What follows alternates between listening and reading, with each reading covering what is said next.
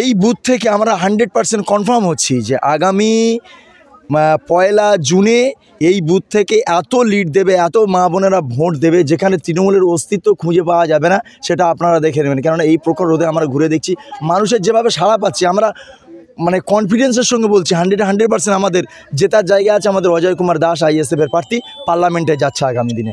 দাদা, শাসক তৃণমূল সব সময় বলে যে আইএসএফ হচ্ছে মুসলিমদের দল, কিন্তু আমরা আজকে দেখলাম যেভাবে পাড়ার হিন্দু মা বোনেরা আপনাদের সামনে এলেন, আপনাদের আশীর্বাদ করলেন, এ বিষয়ে আপনি কি বলবেন?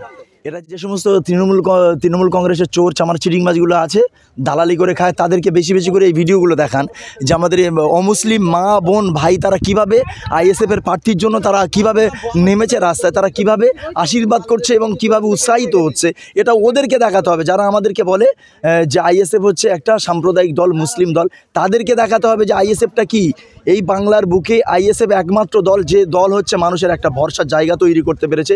আর পশ্চিমবাংলার বিকল্প দল হিসেবে আইএসএফ ছাড়া মানুষের কাছে কোনো সেকেন্ড কোনো অপশান নেই যে মানুষ আর অন্য কোনো জায়গায় যাবে। সেই জায়গা দাঁড়িয়ে আগামী দিনে আইএসএফ মানুষের জন্য ভবিষ্যৎ। এটাই তো আইএসএফ, ওরা খেলা মেলা হেন তেন, কে কোথায় নায়ক নায়িকা, সিনেমা আর্টিস্ট সব কিছু নিয়ে ওরা মানুষের কাছে চমক দিতে চাইছে। কিন্তু মানুষ আর ওই কোমরদলা নাচ ডান্স এইগুলো আর ওই ক্রিকেটার বল মারবে ছক্কা মারবে এগুলো মানুষ, বাংলার মানুষ আর খাবে না। ওরা বুঝে গেছে দীর্ঘদিন দিয়ে ওরা নায়ক নায়িকা দিয়ে তাদেরকে ঠকানো হয়েছে।